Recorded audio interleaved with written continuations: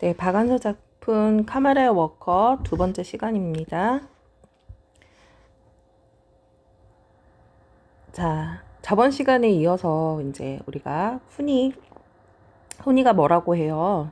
네, 고모인 나에게 해외 취업을 얘기를 하고 그것을 위해서 교재비를 좀 주세요라고 말을 합니다.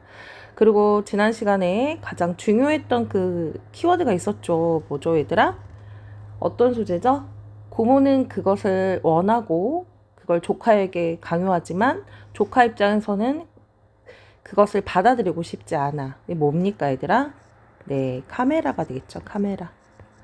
카메라의 상징적인 의미가 그러하더라. 강요된 것, 그리고, 어, 네, 속물적인 그런 것. 근데 사실 고모 입장에서는 이것을 조카인 훈이에게 얘기할 수밖에 없는 건 훈이가 어떤 삶을 살길 바란 거죠? 네, 안정적인 삶을 살길 바란다. 라는 거죠. 자, 그러면 다시 이어서 보겠습니다. 지금 훈이랑 고모랑 대화하는 장면이에요. 자, 다시 질문. 이 글의 서술적 특징은 뭐죠? 시점은 어떻게 되죠? 대답 못한다? 그러면 다시 자습서 앞 페이지를 한번 넘겨보세요. 네, 1인칭 주인공 시점이고요. 고모인 주인공인 나에 의해서 이야기가 펼쳐집니다. 자, 3문단. 뭐라고? 해외 취업? 그럼 외국에 나가 살겠단 말이지. 그건 안 된다. 그건 안 된다. 왜요, 고모? 찌찌하게 돈이 아까워서요? 아니면 고모가 영영 할머니를 떠맡게 될까봐 겁나서요? 라고 다시 묻습니다. 훈이가 생각을 했을 때는 혹시 돈 때문인 건가? 아니면 할머니를 지금 훈이가 할머니랑 살고 있긴 해요. 그죠? 그래도 훈이 마음속에는 할머니를 내가 모셔야 한다라는 생각은 있었지만 자, 고모가 저렇게 말을 하는 건 어쩌면 할머니를 모시고 싶지 않다는. 왜 훈이가 나가서 있는 동안 할머니가 이제 물론 고모 집에 있긴 하지만 자, 그런 이유 때문에 질문을 하는 거죠. 자, 해외 취업을 반대하는 이유에 대해 훈이의 생각이야. 훈이는 이 두 개의 간략한 질문을 거침없이 당당하게 말을 했다. 두 개는 뭐죠? 돈이 아깝냐? 아니면 할머니를 떠맡게 될까봐.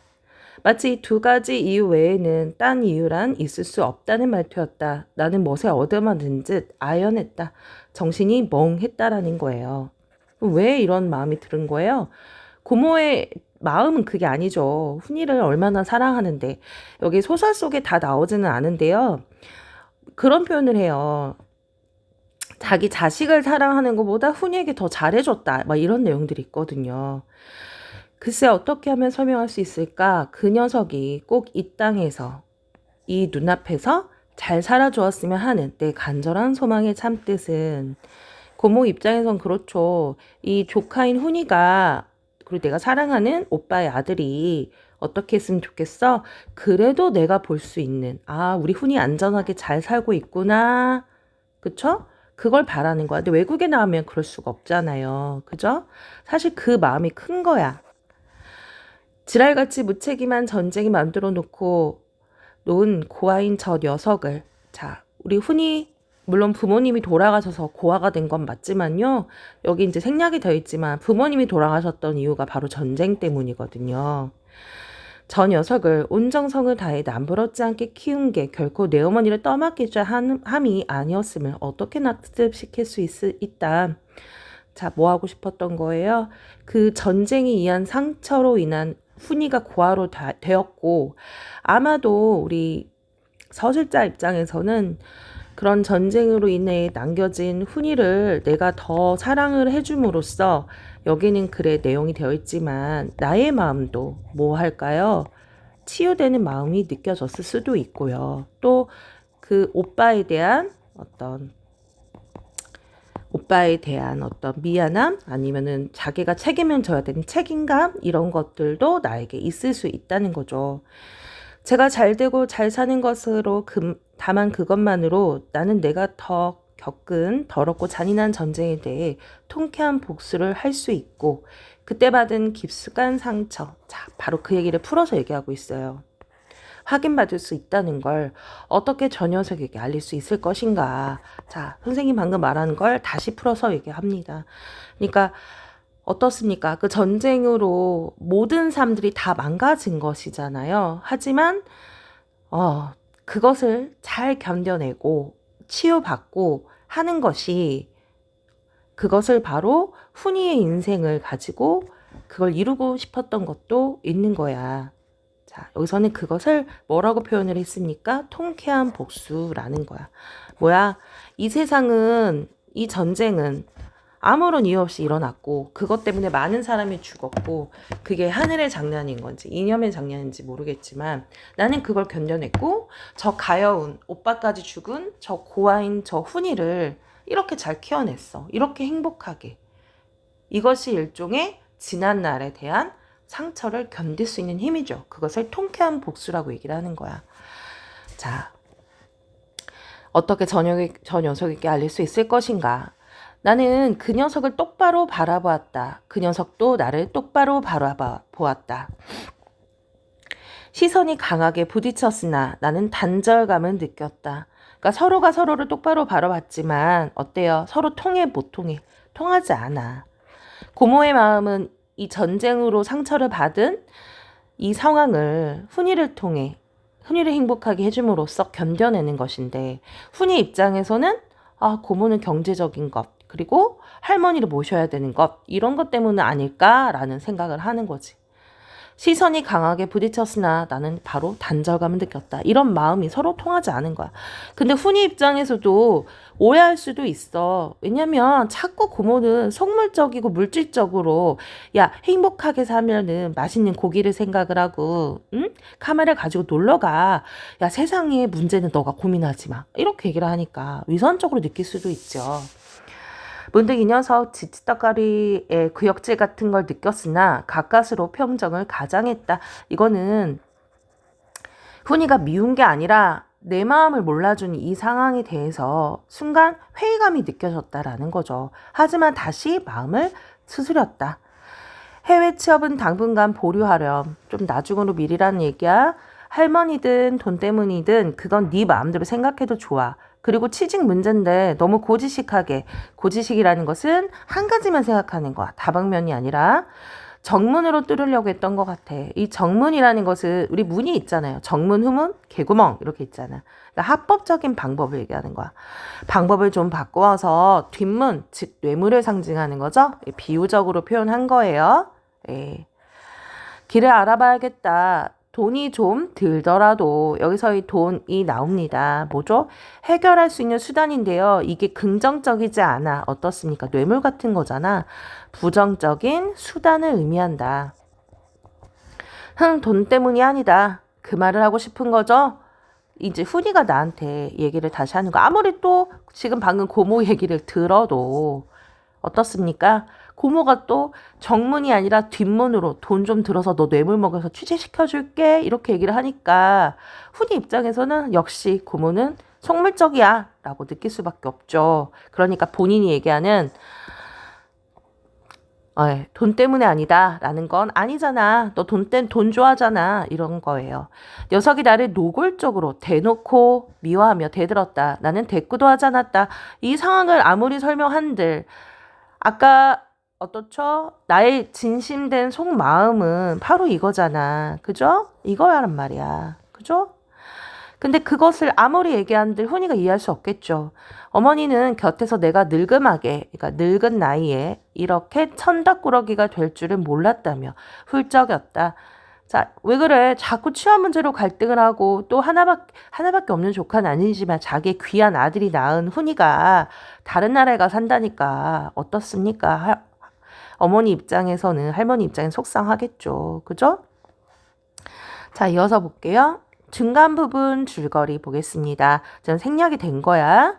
훈이는 해외 취업을 포기하였고 나는 친구의 남편이 현장 소장으로 있던 Y건설의 측량기사 보조 자리를 알아봐 훈이를 취직시킨다. 나는 훈이에게 미군 작업복과 워커를 사주면서 6개월만 참으면 정규직 자리로 발령 나게 해주겠다고 말하고 영동고속도로 건설 현장으로 훈이를 떠나보낸다. 6개월이 지나도 훈이에게 편지 한 통이 없자 나는 훈이를 만나기 위해 건설 현장으로 찾아간다. 험한 산길에 올라가는 버스 안에는 나는 자신이 사고가 나서 죽더라도 버스를 탄 까닭이 Y건설 사장에게 알려져 훈이가 뭐가 되었으면 좋겠다고 생각을 합니까? 정규직이 되었으면 좋겠다고 생각을 합니다. 자, 여기에서 결국에는 훈이를 설득을 하고 훈이에게 이 두 가지를 사줍니다. 뭐예요? 미군 작업복과 워커입니다. 힘든 노동이죠. 그죠? 그리고 여기서 이제 보면 얘들아 정규직이라는 게 나오는데 지금 우리가 2025년을 살고 있지만 여전히 비정규직이 있고요. 정규직이 있단 말이야. 이 글이 배경이 되는 건 1970년이란 말이야. 이때도 역시 정규직이 있고 비정규직이 있던 거죠. 근데 아무래도 사람들은 비정규직을 뽑으려는 경향이 있겠죠. 왜 그러냐면 좀 더 저렴한 월급을 주고 여러 가지 그들을 정규직 자리를 주게 해주겠다고 하면서 이용할 수 있잖아. 아마 훈이한테도 이제 앞으로 이제 펼쳐지는 게 바로 이런 영향들이 있었을 거란 말이야. 그리고 우리는 또 한 번 고모인 나의 진심을 알 수 있어. 옛날에는요, 70년에는 포장보다 비포장이 많았어. 포장이라는 건 시멘트로 된 도로고요. 비포장이라는 건 흙길이었단 말이야. 근데 그 꾸불꾸불한 흙길을 타고 가면서 나는 생각을 해. 옆에는 낭떠러지이거든요. 만약에 이게 가다가 이 차가 굴러서 떨어지면 이 나의 진심을 알아줘서 우리 흔히가 정규직이 됐으면 좋겠다 생각합니다. 그만큼 고모는 뭐를 합니까 얘들아? 그래요. 훈이를 사랑하고 있어. 그리고 또 여기서 정규직이 상징하는 의미는 삶의 뭐를 얘기하는 겁니까? 안정성을 얘기하는 거죠. 네. 그러면 이제 또 여기서 우리 영동고속도로 현장도 보겠습니다. 여러분 그 영동고속도로가 이제 강원도 쪽 가는 방향 쪽인 것 같아. 근데 거기가 워낙 되게 험하단 말이야. 그래서 산도요. 되게 많아. 그래서 굴을 파서 터널도 되게 많거든. 이제 거기가 진짜 30년 전, 40년 전에 만들어졌던 곳이야. 얼마나 힘들었겠니. 지금도 기술력이 그나마 지금은 받침이 되지만 그 시절에는 굉장히 어려웠다는 얘기야. 거기에 훈이가 갔다는 거죠. 자, 이어서 내용 잠깐만 다시 정리해 볼게요. 처음 전개 부분에 반영된 사회상은 공대에 우승한 지원자들이 몰리게 되고요. 이공계를 선호하는 현상이 됩니다. 그리고 흔히가 대학에 다니는 동안 대학가 거수한다. 전쟁 이후에도 혼란했던 사회, 이제 학생 운동이 일어났겠죠. 여기 책에는 언급이 없지만 그때도 이제 유신 정권이라고 해서 이제 독재적으로 하나의 대통령이 자신의 정권을 유지하기 위해서 장기 집권을 하던 그런 시대였죠. 흔히는 대기업은커녕 역시 중소기업도 취직이 어렵고 그만큼 그때도 청년들의 취업난이 심했다라는 걸 알 수 있습니다. 나와 훈이의 갈등은 훈이는 자기의 자구책으로 해외에 나가고 싶다라고 합니다. 그런데 나는 어떻죠? 훈이가 이 땅에서 내가 보는 눈앞에서 행복하게 살길 바랬거든. 그죠? 그리고 그러함으로써 훈이가 잘 됨으로써 그 자기가 받은 전쟁으로 인한 상처를 극복하고자 하였죠. 하지만 훈이는 오해를 하죠. 아, 역시 돈 때문이구나. 할머니를 모시는 것 때문이구나. 역시 우리 고모는 속물적이야. 라고 오해를 하죠. 거기에서 나는 훈이랑 어떤 마음이 듭니까? 내 단절감이 들어요. 하지만 뭐해, 얘들아. 훈이를 사랑하는 건 맞죠. 내가 훈이 해외 취업을 반대하는 이유는 다시 한번 얘기하지만 행복하게 살게 함으로써 통쾌한 복수, 누구에게? 이 전쟁이라는 것. 전쟁으로 인한 상처와 치유를 내가 확인받을 수 있기 때문에 행복한 훈이를 통해요. 자, 여기서 정문과 뒷문의 의미는 정문을 통해 취업난을 알아본다. 이거는 합법적인 거야.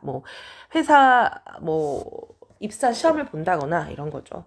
하지만 뒷문이라는 것은 어떤 뇌물이나 부정적인 방식으로 하는 걸 얘기를 합니다. 그렇죠? 자, 그 다음 내용 이어서 보겠습니다. 이제나 저제나 훈이를 실은 차가 들어오기만을 기다렸는데 훈이 같지 않은 그러니까 전연이라는 것은 그 모습이 아닌 것 같다 이런 뜻이에요. 그 모습과 비슷하지 않다 이런 뜻이야. 훈이 같지 않은 젊은이가 나에게 갑자기 고모 하며 다가왔다. 지금 어딜 간 거야? 영동고속도로 현장을 간 거예요. 우리 줄거리 중간 생략됐죠? 그 머릿속에 들어가는 거야. 훈이는 그동안 몰라보게 살이 빠진 데다가 훈이는 그동안 몰라보게 살이 빠진 데다가 지금 훈이의 이제 외양모사가 들어가요. 이제 외양. 몰라보게 살이 빠졌대. 살이 빠지고요. 그리고 머리와 눈썹이 뽀얗게 보일 만큼 흙먼지를 뒤집어 쓰고 있대. 아무래도 건설 현장에서 일하다 보니까 거기에 먼지가 그대로 씻을 사이도 없는 거야. 그래서 못 알아봤던 것이다. 여기서 가만 보니까 어때요? 겉으로 봤을 때 굉장히 고생스럽게 생활을 하고 있었구나 라는 걸 알 수 있죠. 나는 훈이를 확인하자마자 어떤 마음이 들었어요? 나의 마음이 중요합니다. 반가움과 노여움이 뒤죽박죽 됐대. 격정으로 슬픈 마음으로 목까지 메었대. 어떤 생각이 들겠어? 오랜만에 봐서 훈이가 계속 몇 개월 동안 편지를 보내지 않았잖아요. 그리고 여기 글에 또 중략이 된 게 있는데 훈이의 그 아버지와 어머니의 장례가 있단 말이야. 그 제사가. 근데 훈이 아버지가 먼저 돌아가시고 훈이 엄마는 이틀 후에 돌아가셨는데 그 두 제사에 훈이가 오지 않아. 그리고 훈이가 원래 살았던 방식이 여기는 생략이 됐지만 노는 거 좋아해, 술 먹는 거 좋아해, 멋지게 차려입는 거 좋아해. 그러니까 그때 당시에는 화려한 그런 뭐 번화가를 다운타운이라는데 그런 데 가서 노는 거 좋아해 이랬던 앤데 안 오는 거야. 근데 그렇게 걱정이 돼서 왔는데 훈이가 고생은 한 흔적이 보이니 그래도 반가워. 오랜만에 봐서. 근데 너무 슬프고 화가 나는 거야. 노여움은 훈이한테 화가 나는 게 아니야. 뭐야? 그래도 우리 아들 그 소장한테 맞고 믿고 보내줬는데 이렇게 우리 훈이를 고생시켜? 이런 마음 여러 가지가 섞여 있겠죠.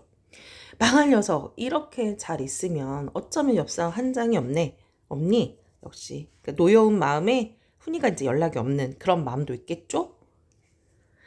훈이는 아무런 대꾸도 안 하고 앞장서서 게을러 갔다. 세수를 하고는 꽁무니를 꾀지지한 수건을 떼다가 얼굴을 북북 문질렀다. 수건에는 너무 역한 쉰내가 나서 그간의 고생 같은 거죠. 나는 얼굴을 찡그렸다. 훈이가 뜬모를 웃음을 희미하게 웃었다. 이 고모가 그렇게 찡그리는 것도 재밌었겠고 또 오랜만에 또 봤잖아. 이제야 제 살갗을 드러낸 얼굴은 옹기처럼 안갈색의 광택이 드러났고 탔죠 얼굴이? 드러난 이빨만이 징그럽게 선명하게 휘었다. 뭐 했다는 거야? 그만큼 햇빛 밑에 밖에 나가서 굉장히 뭐 했다라는 거야. 고생했다. 고생의 흔적을 볼 수 있죠. 어디를 좀 가졌구나. 주임한테 얘기도 하고. 주임이라는 거는 이제 그 위에 상사입니다. 아직도 퇴근 시간이 안 됐니? 7시가 넘었는데 이제 고모가 온 시간이 저녁 7시란 말이야. 그랬더니 훈이가 얘기합니다. 아, 밤일이 있어.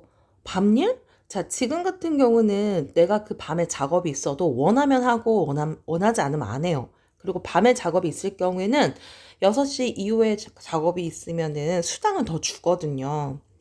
자, 그런데 밤일이 있어. 자, 어떻죠? 늦은 시간까지 일을 할 수밖에 없는 열악한 노동 환경을 보여주고 있다. 뭐 밤에도 측량을 다녀? 밤일은 측량이 아니라 제도야. 제도라는 건 뭐 하는 거예요? 이게 설계 도면을 그리는 거예요. 그러니까 측량을 했으면 설계 도면을 그려야겠죠? 그러고는 터벅터벅 사무실로 들어간다. 한참 만에 나오더니 말없이 앞장을 선다. 저녁을 어디서 먹는다지? 그래도 뭔가 말을 했나 보죠. 우리 고모가 왔다고.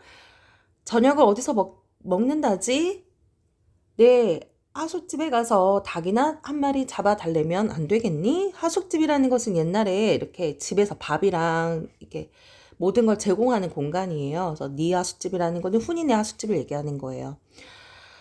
자, 진부까지 나가서 뭐 먹지 좀 뭐. 진부는 여기에서 그나마 가까운 어떤 읍내 같은 좀 번화가 같아요. 예. 거기에 가서 먹지 뭐라고 훈이가 얘기해요. 진부에 특별히 음식 잘하는 집이라도 있니? 그랬더니 아니 그냥 진부까지 나가고 싶어. 뭐야? 훈이의 속마음은 어떻게 하고 싶었던 거야? 내가 우려했던 것처럼 나한테 연락을 끄는 게 단순한 그런 것도 그러니까 고모에 대해서 보여주고 싶은 마음도 있었겠지만 사실 마음속에 훈이는 도시에 가서 막 있고 싶은 거야. 뭐예요? 도시의 삶을 그리워한다. 할 수 없이 다시 진부로 나왔고 손바닥만한 진부에 그러니까 자가 야경에 그 밤의 분위기에 훈이가 사뭇 휘양해야 하고 흥분까지 하고 있다. 얼마나 시골에서 오래 있다 나왔으면 그렇겠어요. 너는 이까지 때 어디에요? 진부 시내가 되겠죠. 이까짓 때도 자주 나와보지 못한 게로구나. 낮에 보니 너희 회사 사람들이 널렸더만. 그러니까 내가요, 훈이 건설 현장에 오기 전에 고속도로 고속버스를 타고 오잖아요. 어디서 도착하면 진부 터미널에 도착을 해요. 그리고 잠깐 국밥집에서 밥을 먹거든요. 밥을 먹는데 그 맞은편에 훈이네 회사의 잠바를 입은 사람들을 자기가 보거든요. 그러면서 아, 이제 훈이가 일하는 곳에 가는 게 얼마 안 남았구나 막 이런 생각을 한단 말이야. 그리고 나서 훈이를 택시를 타고 만나거든. 근데 다시 진부로 나온 거야. 알겠죠? 그런 사람들은 기술자가 아니야. 그 국밥집에서 봤던 혼인의 그 회사 사람들은요, 자기처럼 뭐가 아니라고 하는 거예요. 네, 기술자가 아니래요. 그냥 관리직이나 그 밖에도 빈들될 수 있는 직종이야. 아마도 뭐 정규직이거나 아니면 기술직보다 조금 더 우대를 받고 있는 그런 사람들이 된다라고 보는 거야. 그러니까 자신들은 이런 곳에 나와서, 그러니까 자기처럼 비정규직에 이게 기술을 하는 사람들은 이런 아주 작은 번화가조차도 쉽게 나올 수 없다는 얘기죠. 그까짓 공사판에도 누가 얘기하는 거죠? 내가 얘기하는 거야. 네. 근데 나도요, 역시 훈이한테 모순적이긴 해. 기술이 좋아, 훈이야. 이공계를 가야 돼. 라고 하지만, 마음속엔 이런 것도 있는 거야. 그까짓 공사판. 뭐죠?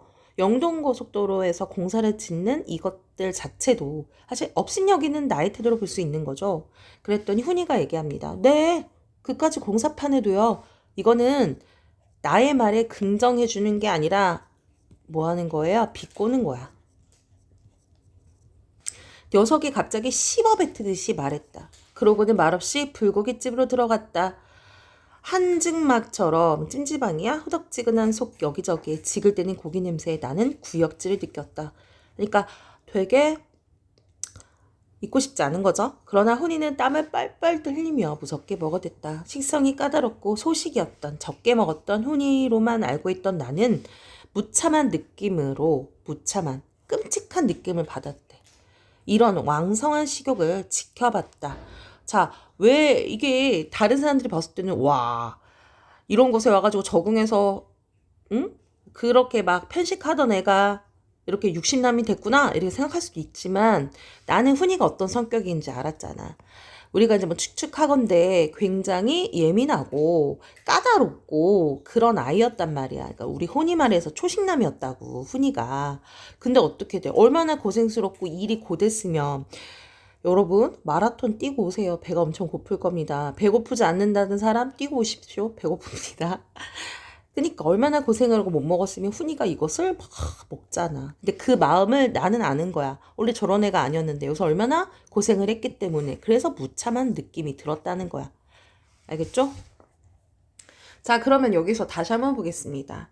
달라진 훈이의 모습을 통해 알 수 있는 상황은 과거와 달라진 훈이의 모습, 몰라지게 살이 빠지고 흙먼지, 그리고 불만을 씹어 내뱉듯이 말합니다. 그까짓 공사장.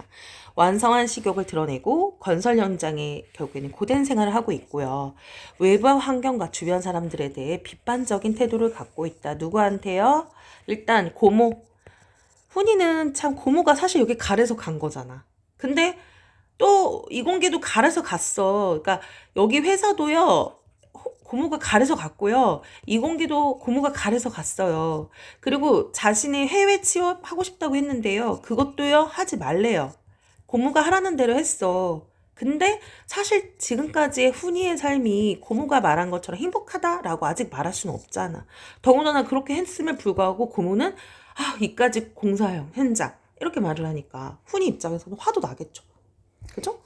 그리고 또 거기 회사에서 있었던 그 관리직 있잖아요. 관리직. 그죠? 관리직이나 그 밖에 사람들 빈둥빈둥 놀아도 월급 많이 받아가는 사람. 그쵸? 비판적인 태도를 보이고 있다. 자, 다시 한번 정리해보면 나와 훈이의 의견 차이. 그까지 공사판 약간 멸시하죠. 훈이는 나의 멸시하는 태도를 암묵적으로 비난하는 거야. 암묵적은 말하지 않고. 훈이는 참 모순됨을 느낄 거야.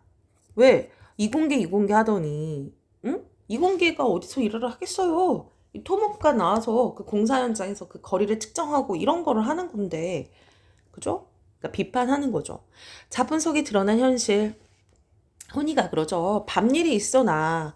토목은 하지만 밤에 제도를 해야 되죠. 그러니까 뭐예요? 열악한 노동 환경을 얘기한다. 그런 사람들은 기술직이 아니야. 아까 그 관리 이제 그 진부라는 곳에서 왔다 갔다 할 수 있었던 사람, 그 밖에 빈들거릴 수 있는 직종에 쓰도록 하니까. 그러니까 뭐예요? 불평등한 대우가 있는 공사 현장이 되는 것이다. 이제 훈이 같은 토목기사가 더 있겠죠. 하지만 이제 정규직과 비정규직은 차이가 있을 것이고, 또 그 밖에 회사 사람들은 계속 재촉을 하는 거야. 우리 회사가 안 돼. 이게 막 돈이 안 되니까 니네가 밤늦게까지 일해줘야 돼. 이런 식으로 계속 부리는 거예요. 그죠? 자, 여기에서 일단은 넘어가서 그 다음 넘어갈게요. 하숙집 식사가 안 좋은가 보지? 라고 고모가 물어요. 하숙집에서는 잠만 자고 식사는 회사에서 하는 걸? 그래? 그럼 식사는 거저겠네? 그래, 회사에서 이제 밥을 주는 거라니까 아마도 무료지 않냐? 라는 거야. 그랬더니 거저가 뭐야? 무료다? 무료가 아니다. 봉급에서 꼬박꼬박 제해. 그러니까 월급을 받으면 거기서 식사비를 이렇게 깎고 주는 거야. 봉급은 얼마 받는데?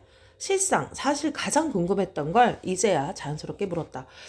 고생하더라도 어느 정도 월급이 되면 견딜만 하잖아. 그랬더니 훈이가 거의 한 3만 원쯤 되지만 에게 3만 원? 우리 이거 1970년인 배경입니다. 그죠 얘들아? 2025년이니까 약 50년 전쯤 된단 말이야. 물가가 다르겠죠? 식비 빼고 하숙비 주고 나면 몇 천 원 떨어질까 말까야. 그러니까 겨우겨우 먹고 산다라는 거야. 그러니까 어떻습니까? 돈이 많지도 않으니까 그 생활이 굉장히 열악하다. 가끔 소주 파티에 빠질 수도 없고 그 재미도 없인 정말 못 참아내겠는 걸 뭘. 집에다가 돈 붙여달라는 소리도 안 하는 것만 해도 내 딴에는 큰 안간힘이라고 노력을 했다는 거죠. 그래 회사 식당 그래도 먹을만 하니? 식사가 먹을만 하니? 그래도 자기 직원들한테 파는 건데. 그랬더니 기똥차지 기똥차. 여기에 상징적인 의미 알아두세요.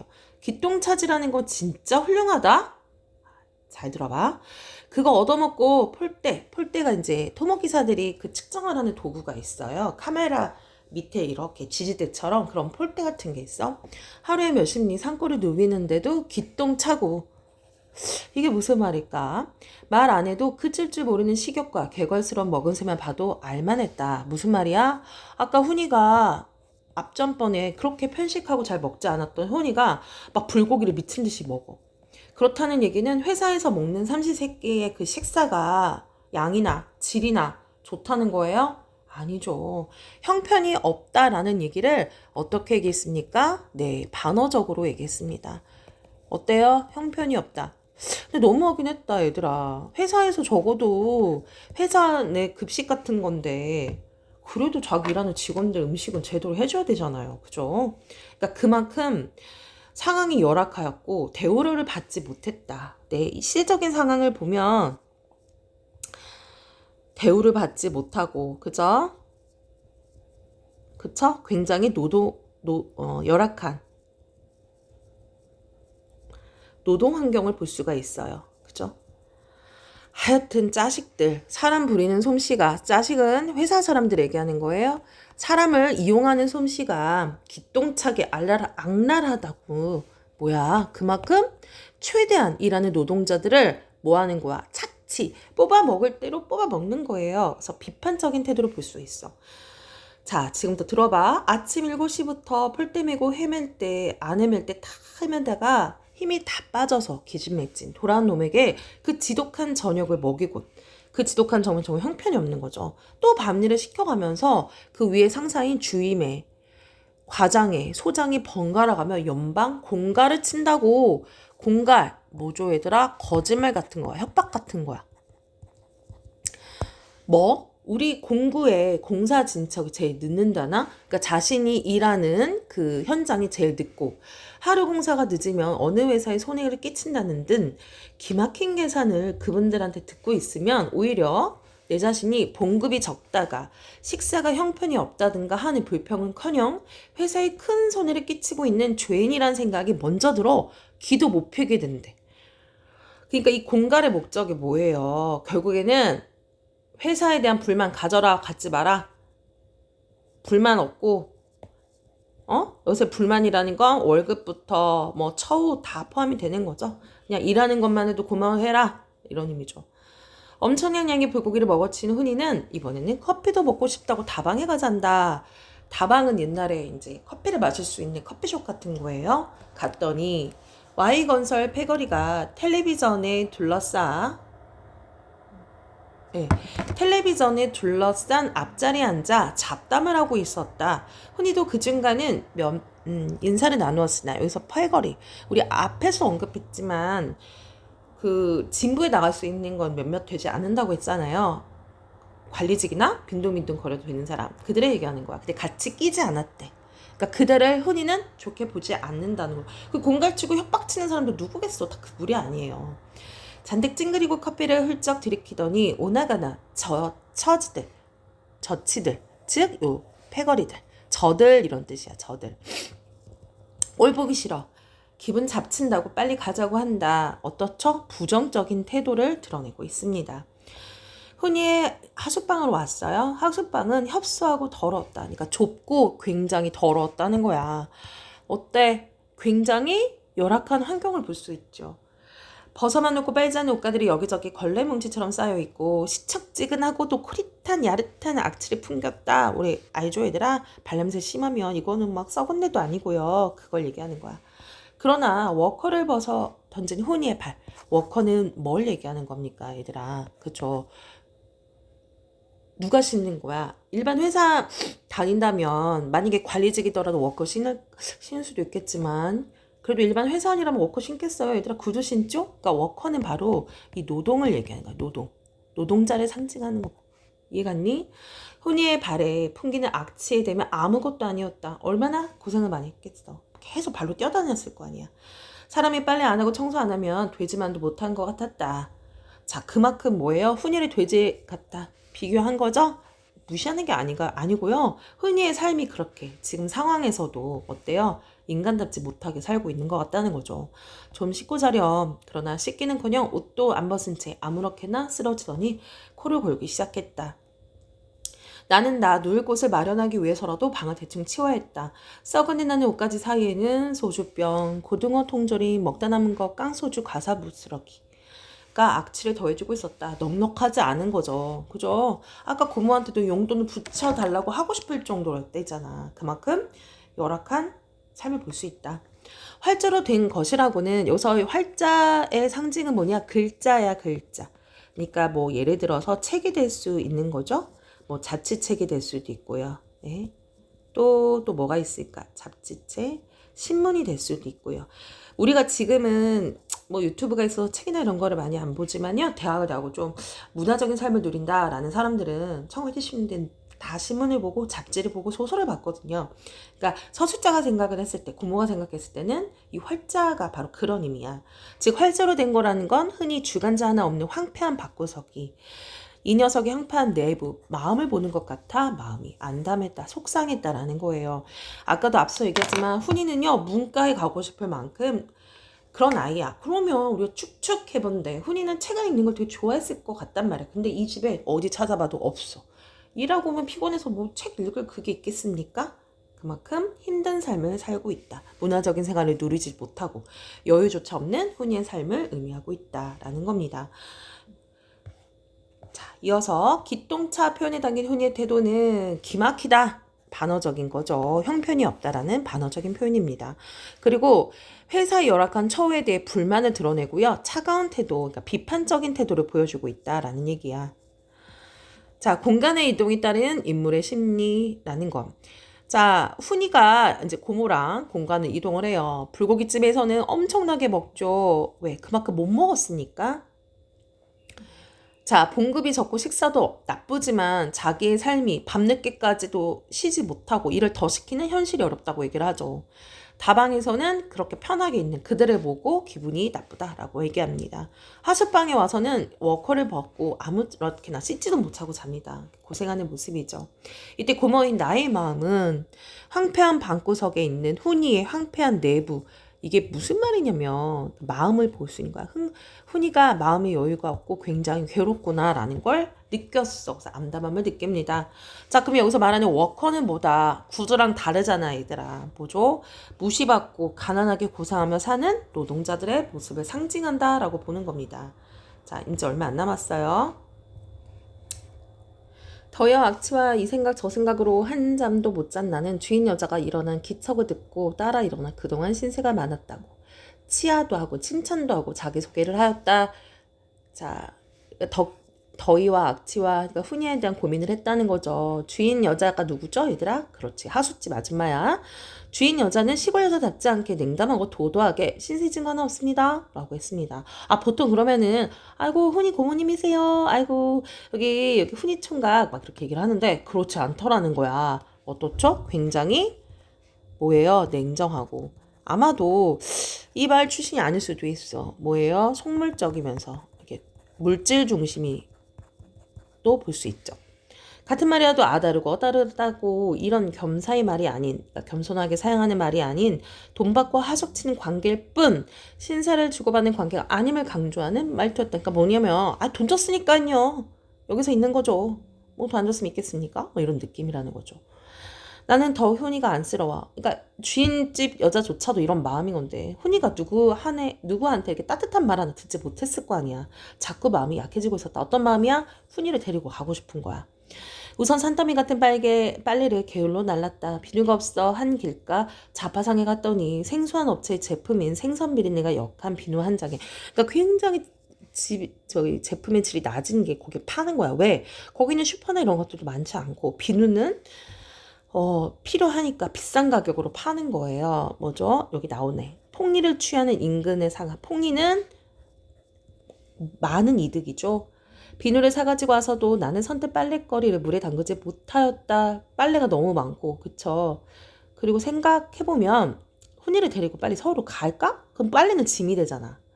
훈이가 나를 따라 서울로 가겠다고 할 것은 뻔하고 난 그렇게 생각한 거야. 그렇게 되면 젖은 빨래는 곤란할 것 같아서였다. 실상 나는 그렇게 되길 바라고 있었다. 그러니까 훈이가 고모 서울 가 하길 바랬어. 어느 틈에 칫솔을 문 훈이가 이제 출근해야 되죠? 내 곁에 와 있었다.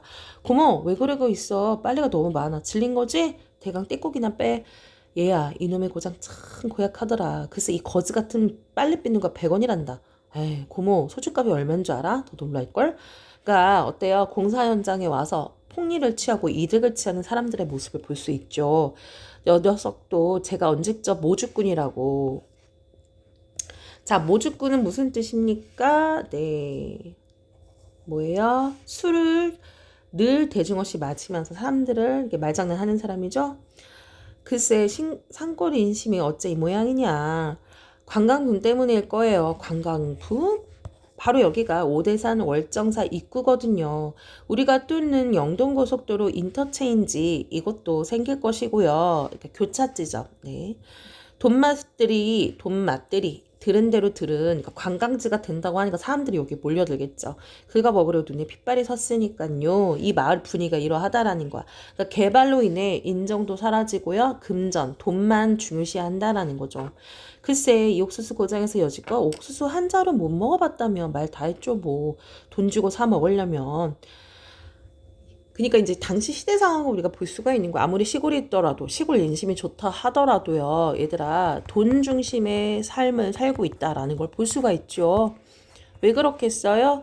1950년 6.25가 전쟁이 일어나서 20년 후밖에 안 됐잖아. 아직도 사람들은 전쟁에 대한 기억을 잊을 수 없고 그들이 생존을 하기 위해서는 먹을 것, 즉 돈이 필요하다고 느꼈던 거죠.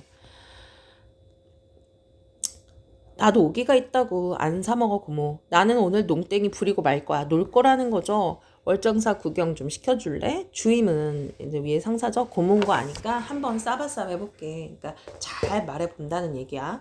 그러고는 꽁무니에 찼던 수건까지 내 빨랫거리에 확 던져 보태고는 불이 나게 현장 사무소로 달려갔다. 이내 옥수수밭에 가려서 모습이 안 보였다. 참 옥수수도 많은 고장이었다. 그러나 훈이가 그거 하나 여지껏 못 얻어먹었다는 생각을 하니 부하 화가 치밀었다. 그러니까 훈이가 처한 상황에 대해서 이제 화가 난 거죠. 이렇게 인신도 없는 따뜻함이 없는 이런 곳에 왔다는 것 자체가 너무 화가 났다는 거죠. 그래서 훈이의 상황을 이렇게 보면 참 훈이의 그 일하는 그 주인집 여자가 냉담하고 태도가 되게 그렇죠. 그리고 비누 냄새가 어때요? 비누 냄새도 안 좋은데 그렇게 안 좋은 게 비싸게 파는 거야. 자, 그리고 옥수수가 많은 고장에 예를 들어서 이거 좀 비유를 하자면요, 얘들아. 생각해보자. 딴 데에서는요, 우리가 아이스크림이 있어. 아이스크림이 원래 뭐 아이스크림 할인 매장에서는 뭐 500원을 판다 쳐.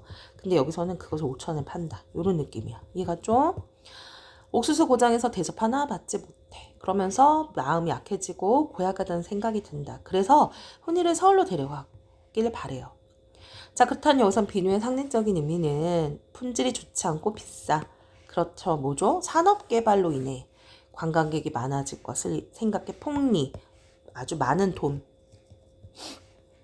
근데 원래는 비누는 깨끗한 거잖아. 향기를 더해주고요. 그렇지만 그 비누 자체를 비린내 나는 비누라라고 표했어. 그렇다는 거는 역겨운 지금 이 상황, 이 돈만 밝히는 이 상황, 이 상가, 그리고 이 마을 상황에 대해서 어떻다라는 거 비판하는 모습이죠. 자, 여기 보면 인정이 메마른 거야. 인정. 그죠? 하우스집 주인 냉정하죠. 그리고 가격이 비싸고 하나 얻지 못한단 말이죠. 자, 한 번 더 넘어가겠습니다. 나는 개울물을 돌로 막고 빨리를 담갔다. 빨리를 하면서 보니 내복과 이불 호청에는 이까지 들끓고 있었다.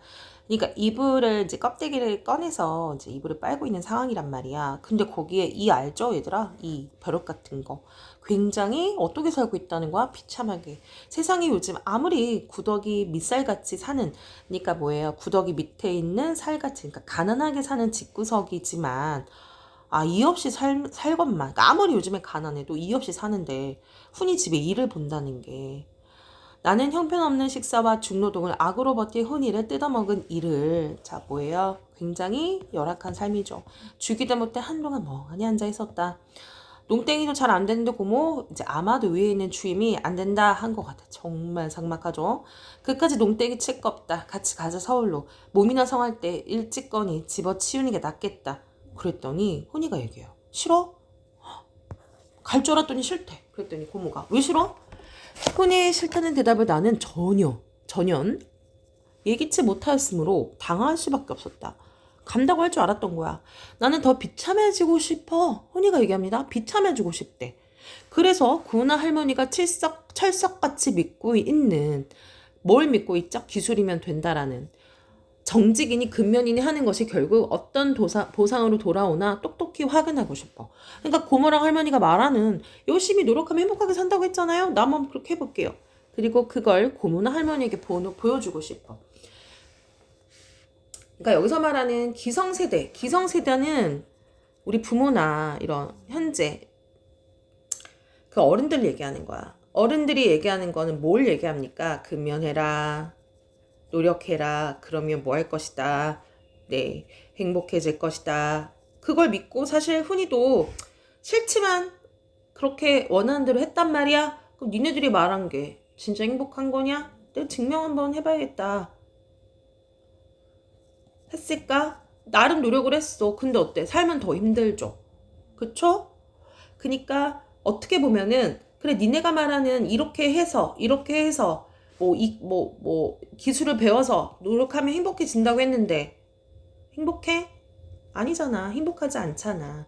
그래서 니네들이 말하는 그것이 증명이 되지 않는다. 아니야. 니네 말대로 살았지만 이거밖에 안 돼. 라는 것을 부모나 할머니한테 보여주고 싶은 약간 복수심 같은 것도 있는 건가요? 그죠? 그걸 우리에게 보여서 어쩌겠다는 거야. 그걸 들은 고모는 화가 나고 놀랐겠죠. 그걸 우리에게도 복수라도 하겠다는 이 말이냐? 라고 얘기를 한단 말이죠. 근데 겉으로 봤을 때는 그래, 복수하고 싶은 마음도 있겠지만 그게 전부는 아니야. 자, 볼게요. 나는 훈이의 말에 무섭다는 걸 느꼈기 때문에 흥분해서 악을 쓰며 덤벼들었다. 고모, 그렇게 흥분하지 마. 나는 다만 고모가 꾸미고 고모가 애써 된 일에 파국. 고모가 계획한 거는 맞잖아요. 파국. 이게 뭐예요? 사태가 잘못돼서 나온 부정적인 결과야. 고모와 할머니로부터 그리고 이 나라로부터 순조롭게 놓여날 수 있기를 바라고 있을 뿐이야.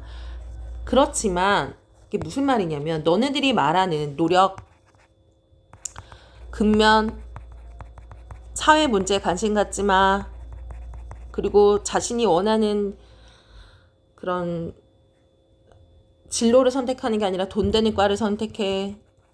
이거 어때? 전부가 아니다라는 걸 보여주고 싶다는 얘기인 걸 수도 있죠.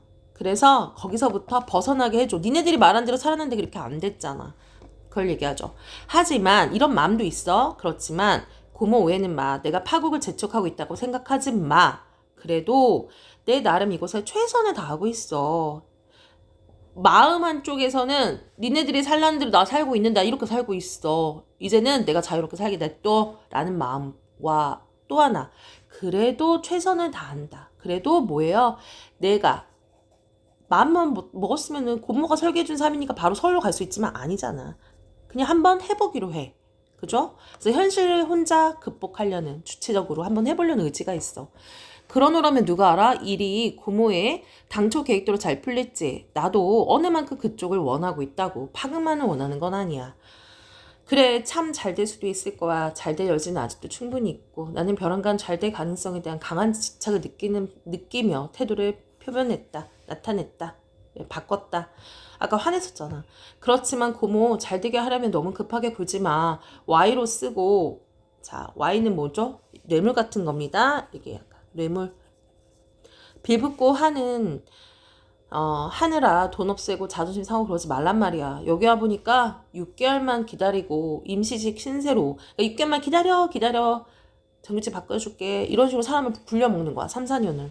그런 친구가 수두룩해. 그러니까 훈이와 같은 사람들도 있다는 거야. 임시직에게는 봉급을 조금 주고 일요일 없이 부려먹고 책임은 없고 얼마나 좋아. 회사 측으로부터는 훌륭한 경영 합리화지. 뭡니까? 그건 있어요, 여러분. 우리나라가 빠른 시간 내에 산업화가 됐잖아요. 그걸 누가 이루겠습니까? 우리 국민이나 노동자잖아요. 근데 중요한 건 그렇게 많이 했음에 불구하고 국민과 노동자가 더 행복하고 더 많이 벌었나?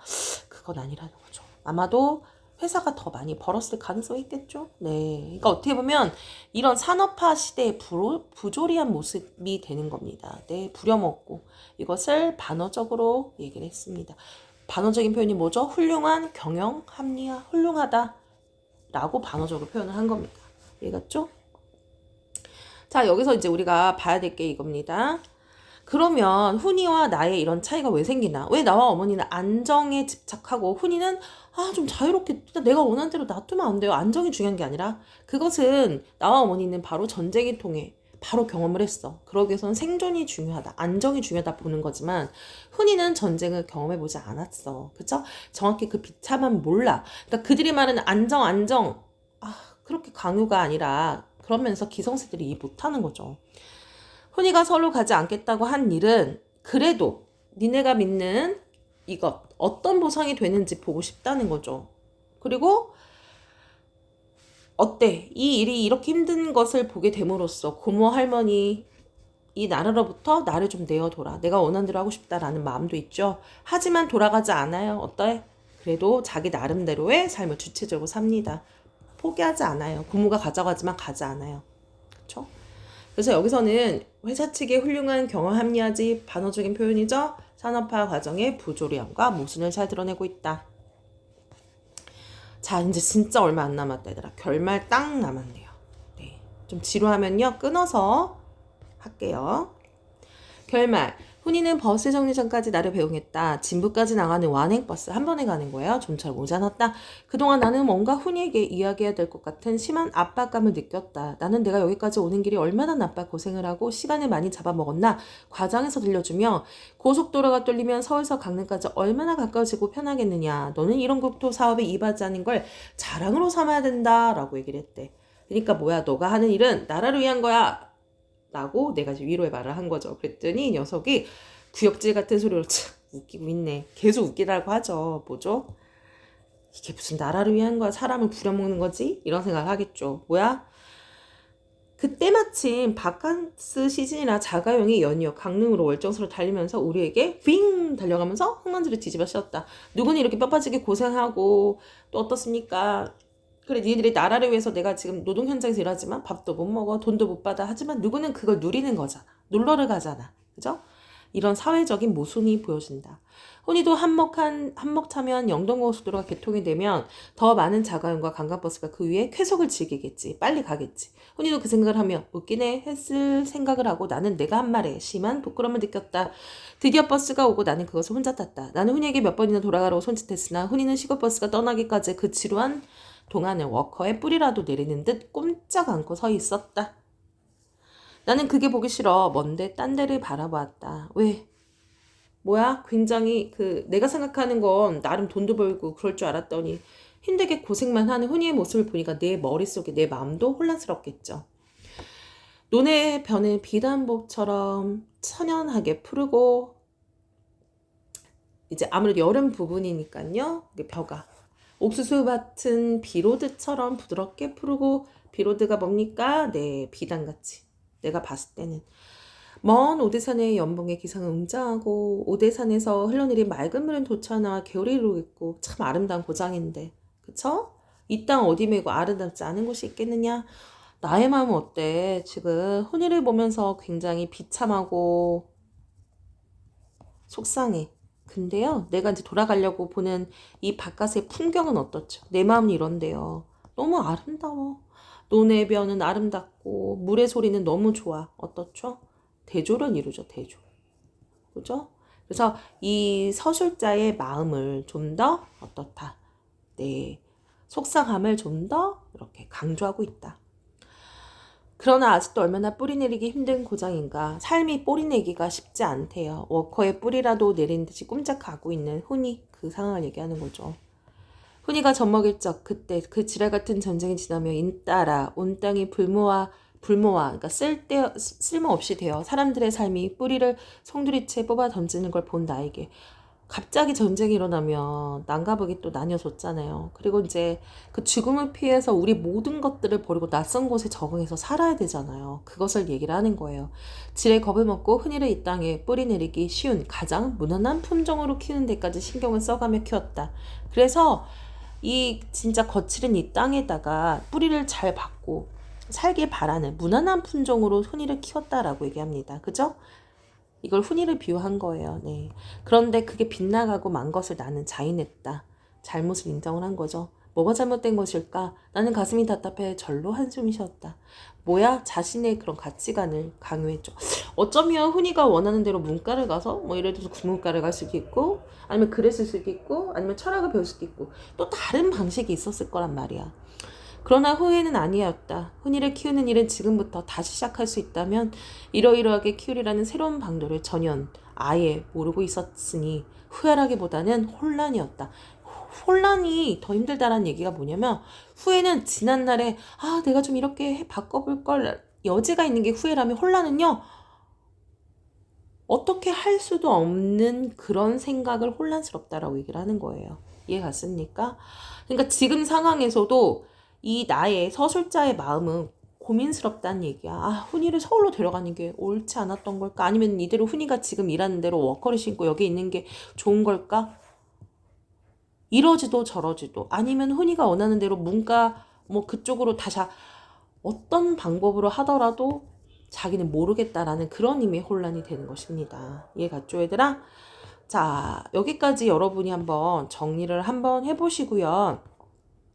자, 자습서를 여러분이 한번 보고 내용 정리를 한번 해보는 거야. 이 영상을 통해서는 봤지만 학교 일단 설명할 때 여러분 정확히 선생님 설명 옮겨 적고요. 듣고요. 그리고 자습서로 뭐 적어도 3회독 이상 하는 겁니다. 자, 그리고 자습서에 나와 있는 문제 꼭 풀어보고요. 해설도 꼭 보는 겁니다. 수고하셨어요.